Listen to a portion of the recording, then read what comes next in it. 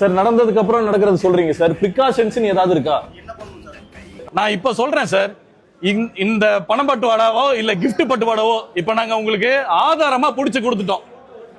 இந்த பார்ட்டி, இந்த பணம் பட்டுவாடா பண்ண இப்ப ரூலிங் பார்ட்டி வந்து இந்த 26ல எலெக்ஷன் கண்டெஸ்ட் பண்ண கூடாது சார்.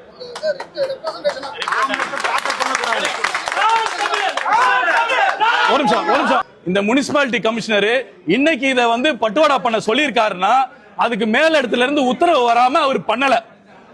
அது வந்து எல்லாருக்கும் தெரிஞ்சது. எல்லார் கண்ணையும் மூடுற மாதிரி அந்த கமிஷனரை மட்டும் இன்னைக்கு டிஸ்மிஸ் பண்ணிட்டு இந்த பிரச்சனையை மூடக்கூடாது சார்.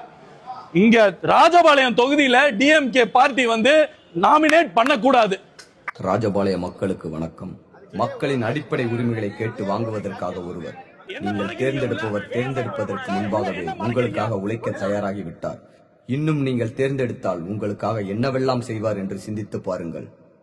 இலக்கு ஒன்றுதான், இனத்தின் விடுதலை. நாம் தமிழர்.